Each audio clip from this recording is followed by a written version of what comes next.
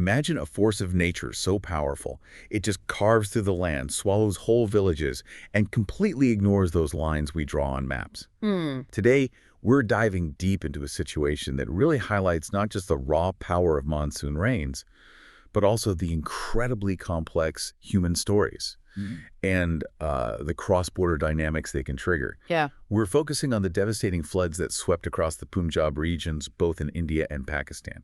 Specifically, that really critical 2-week window, August 22nd to September 4th, when things were truly intense. Right. The peak period. Exactly. So our mission here is to pull out the key insights from the sources we've looked at to give you a really clear picture of the causes, the impacts, which were huge, and the responses in both countries.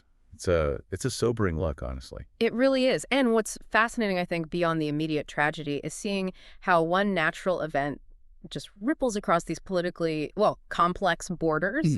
It affects millions. And in doing that, it reveals all these layers, the geography, the infrastructure, even these unexpected moments of cooperation, or sometimes the lack of it.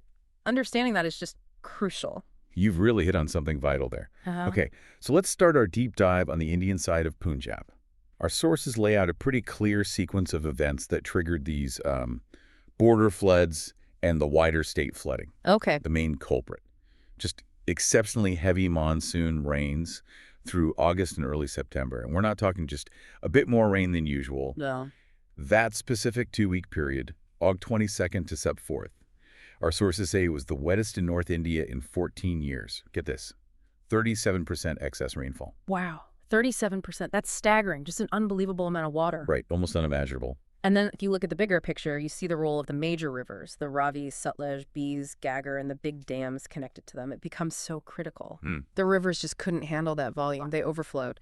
And the dams, well, places like Bhakra, Pong, Ranjit Sagar, they're engineering marvels, right? Built to control water, store it, prevent floods. Sure, that's their job. But in extreme events like this, they become, well, like massive pressure cookers. So the decision to release excess water becomes necessary.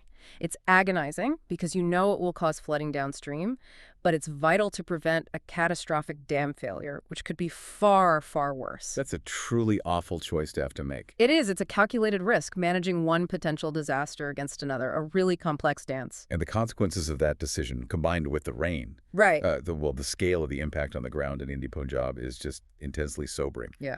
The numbers we have from our sources are huge. Between 1,400 and over 1,900 villages completely flooded. Just try to picture that for a second. Thousands of communities underwater. Devastating. And then the farmland. Something like 250,000 to 350,000 acres submerged. For Punjab, the breadbasket state, that's catastrophic for farmers. A massive economic hit. Absolutely. Livelihoods just washed away. And the human cost, of course. Between 30 and 43 deaths reported, others injured or missing. And in total, over 2.5 million people directly affected. It spread across 23 districts. Schools closed in loads of areas, just massive disruption. Which brings us to the question, right? How did people respond? The authorities, the communities. Well, the initial reaction was pretty massive, involving multiple agencies. You had the Indian Army, the NDRF, the National Disaster Response Force, who are specialists in this kind of thing, the Border Security Force, local police, plus tons of NGOs, all hitting the ground running. Using boats, drones, everything they could. Exactly. Boats to get to stranded people, drones for assessment and spotting folks. And on the government side, Chief Minister Bhagwant Mann was really pushing hard, demanding significant relief, 60,000 crore from the central government. Plus compensation for farmers, about 50,000 per acre. That shows the scale they were grappling with. Not just immediate rescue, but the long-term recovery cost. And it wasn't just him. Our sources mention Admi Party MPs chipping in their local development funds, the MPLADS funds, redirecting them to relief. A sign of the urgency, yeah. And the finance minister, Harpal Singh Chima, also pushed for quick central aid. He made this comparison, apparently, to aid sent to Afghanistan, kind of implying, hey, we need that speed here too. Oh, right. Underscoring the critical need for a swift federal response. It also points to an ongoing worry that emerged. Even after those initial water releases, the Bhakra Dam was apparently still just a foot below its danger mark. Wow, still that close. Yeah, so that kept anxieties high. What if more rain came? Would more releases be needed? Meanwhile, central government teams did visit Punjab to assess the damage, and the state was already using its own disaster funds, the NDRF. So you see this layered response kicking in. Okay, so that's a pretty stark picture in Indian Punjab. Yeah. Now, what happens when we look just across the border? Because obviously that monsoon system didn't just stop. No, absolutely not. The impact flowed right into Pakistani Punjab. A kind of tragic symmetry, really. Like on the Indian side, heavy local monsoon rains in northern Pakistan were definitely a primary cause there too. Yes, local rainfall was significant. But here's where the hydrology and, well, the geopolitics really intersect in a shared river basin. Right. The situation in Pakistani Punjab was undeniably made worse by India releasing water from the Ravi, Sutlej, and Chenab rivers. Now, formal water-sharing talks between the two countries, they've been frozen for a while, political tensions. Yeah, that's well known. But, and this is a really crucial detail, our sources highlighted, India did warn Pakistan in advance about the water releases. It was described as a humanitarian step taken despite that frozen dialogue. That's fascinating. So even with the tensions, there was some communication on this critical issue? Apparently so. A recognition maybe of shared vulnerability that momentarily cut through the politics. It's a small detail, but significant, showing how pragmatic communication can happen when lives are at stake. That detail really sticks with you. Okay, so the impact in Pakistani Punjab, the scale here is just equally staggering, maybe even more so in some ways. Sources estimate between 1.8 and 4 million people were affected, with around 1.8 million actually displaced from their homes.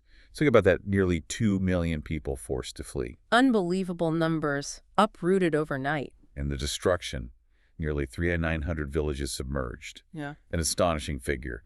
Vast areas of crops destroyed too. It was called one of the worst floods in decades for Pakistani Punjab. Just immense. And connecting that to the response there, Pakistan's efforts were also pretty comprehensive, considering the sheer scale. You have the Pakistan Army, the Navy involved, along with the PDMA, their Provincial Disaster Management Authority. Right. They were setting up medical camps, veterinary camps, too vital when livestock are affected, deploying rescue boats, establishing relief shelters for all those displaced people.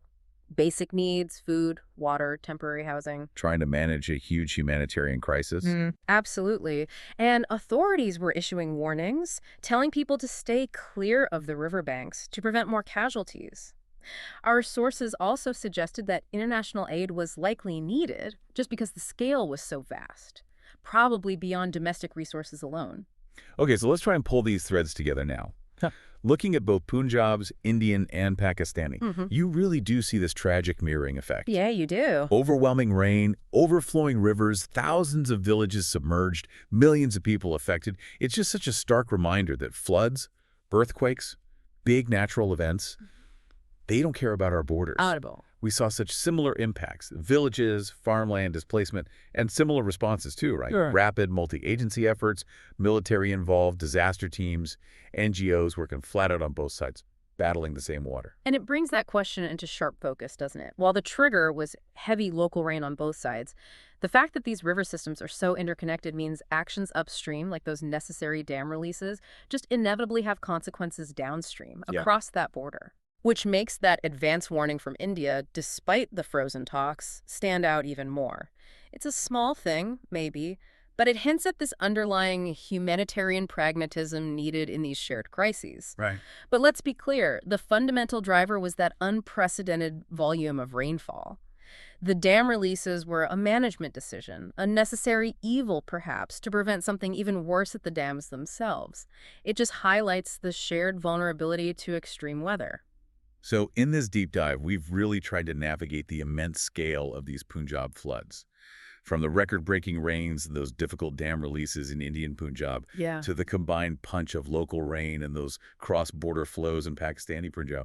We've seen the devastating human toll, the millions affected, the villages lost, the livelihood shattered. But also the response. Exactly. Also the dedicated, often heroic rescue and relief efforts happening on both sides of that line. And I think looking at the bigger picture, this event really underscores some profound challenges. Escalating climate variability is one. For sure. But also the absolute criticality of managing water effectively in these shared river basins. It screams for resilient infrastructure, built for the future, not just the past.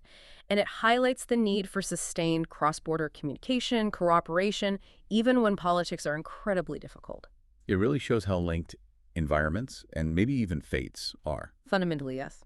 So, wrapping up this deep dive, what does this all mean for you listening? Maybe consider how one single powerful natural event can amplify all these existing regional challenges, but also how it can showcase incredible human resilience and even these small, vital moments of coordination across borders. What lessons might these floods offer us for really managing shared resources like water in a world that feels increasingly unpredictable? And